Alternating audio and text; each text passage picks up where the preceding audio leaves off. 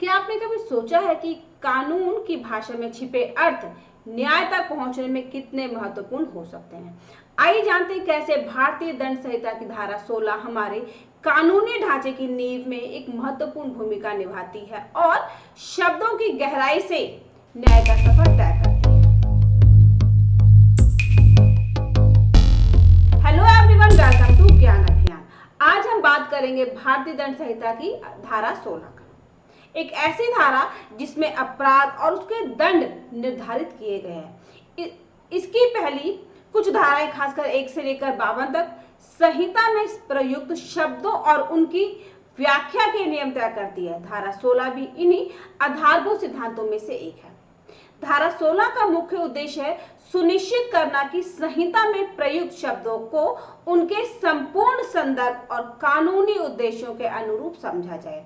यदि किसी शब्द के कई अर्थ निकलते हैं या कानून में अस्पष्टता बनी रहती है तो इस धारा के अंतर्गत स्पष्ट किया जाता है कि किस अर्थ को अपनाया जाएगा ताकि कानून का मकसद सुरक्षित रह सके।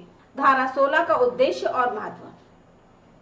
भाषाई स्पष्टता और समान अर्थ। भारतीय दंड संहिता में प्रयुक्त शब्द अक्सर प्राचीन कालीन भाषा में लिखे गए हैं। समय के साथ साथ इन शब्दों के सामान्य उपयोग में बदलाव आया है।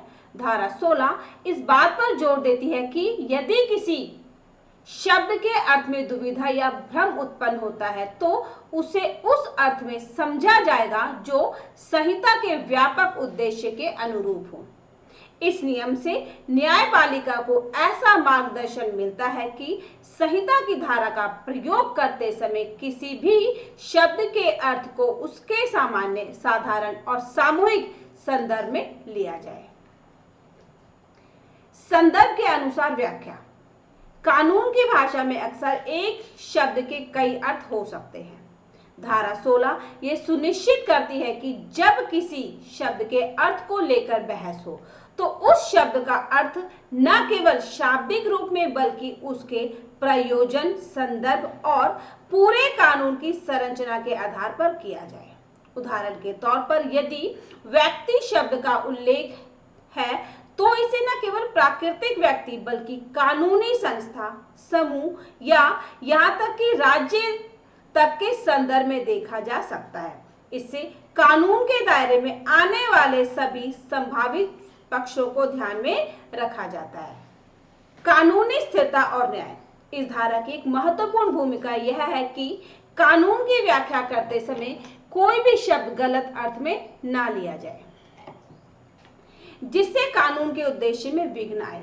न्यायपालिका और अधीक्षक अधिकारियों को यह निर्देश दिया जाता है कि वे किसी भी अस्पष्टता को दूर करते हुए ऐसे अर्थ को अपनाएं जो समाज और कानून दोनों की भलाई करे। इस प्रक्रिया में कानून में निरंतरता और स्थिरता बनी रहती है जिससे किसी भी अपराध के मामले में न्यायिक प्रक्रिया और निष्पक्षता को बल मिलता है। उपधारा एवं प्रमुख बिंदुओं की विवेचना। हालांकि धारा 16 स्वयं में कई उपधारा उपखंड में विभाजित हो सकती है परंतु इसके मुख्य तत्व इस प्रकार है। उपखंड 1 शब्दों की व्याख्या का सिद्धांत। सामान्य अर्थ। यदि किसी शब्द का सामान्य उपयोग आम जनता में किसी विशेष अर्थ से होता है तो उसी अर्थ को प्राथमिकता दी जाती है। कानूनी उद्देश्य। परंतु अगर ऐसा अर्थ कानून के उद्देश्यों के विपरीत सिद्ध होता है तो उसे उस अर्थ को संशोधित किया जाएगा जो कानून के मकसद, समाज की सुरक्षा और न्याय को ध्यान में रखता हो। उपखंड 2 वैकल्पिक व्याख्याओं का समावेश। बहुयामी शब्दार्थ। कई बार कोई शब्द एक से अधिक अर्थ प्रदान कर सकता है। ऐसे में न्यायपालिका को यह ध्यान रखना होता है कि कानून के समग्र ढांचे और उसकी व्याख्या के सिद्धांतों के अनुरूप सबसे उपयुक्त अर्थ चुना जाए। संदर्भ और उद्देश्य।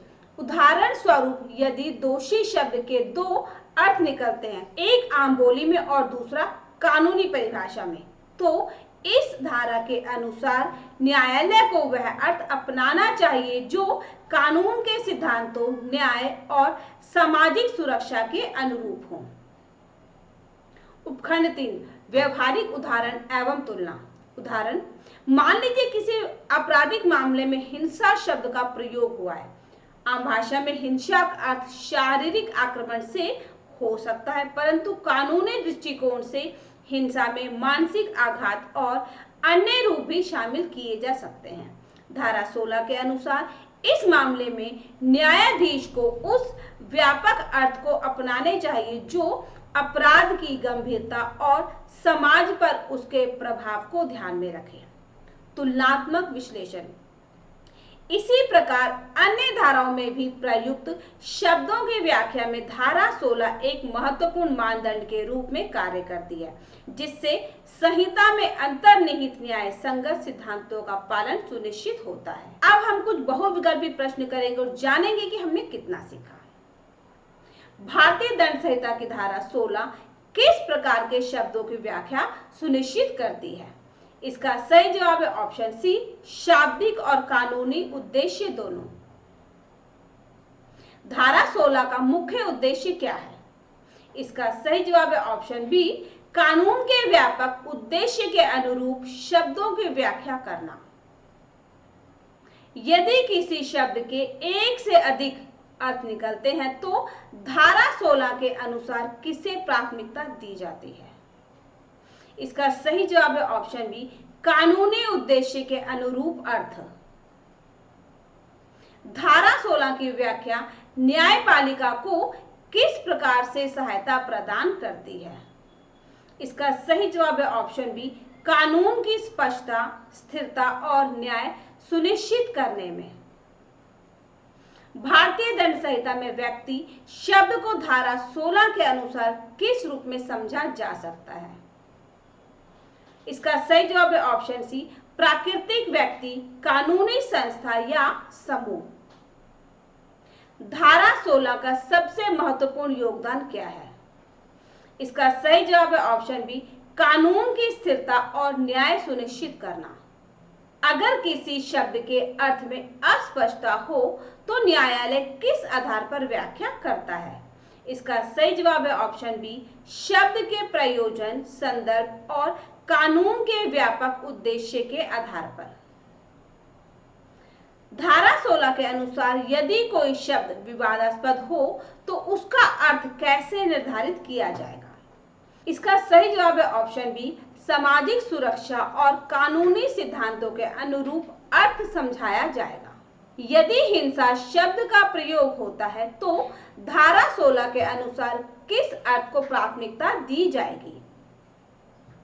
इसका सही जवाब है ऑप्शन बी, शारीरिक आक्रमण सहित मानसिक आघात का भी व्यापक अर्थ।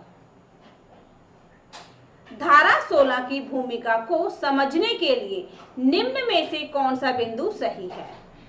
इसका सही जवाब है ऑप्शन बी, यह कानूनी सिद्धांतों के अनुरूप शब्दों की व्याख्या सुनिश्चित करती है। भारतीय दंड संहिता की धारा 16 एक ऐसा स्तंभ है जो न केवल संहिता में प्रयुक्त शब्दों की स्पष्टता को सुनिश्चित करता है बल्कि कानून की स्थिरता, न्याय और सामाजिक सुरक्षा में भी अपना महत्वपूर्ण योगदान देता है।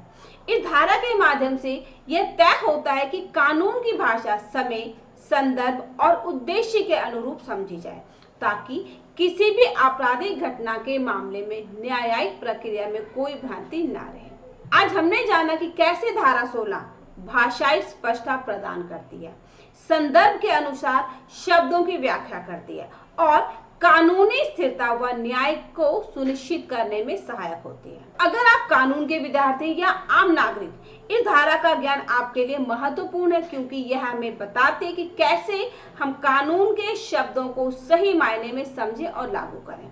ये वीडियो अगर आपको अच्छी लगी तो इसे लाइक करें, शेयर करें, चैनल को सब्सक्राइब करना ना भूलें। बेल आइकन दबाएं ताकि हमारी अगली वीडियो की जानकारी आपको मिल सके। ये हमारा QR कोड है, इसको स्कैन करके आप अपने ज्ञान अभियान चैनल को सपोर्ट कर सकते हैं। तो मिलते हैं एक नई वीडियो में नई जानकारी के साथ।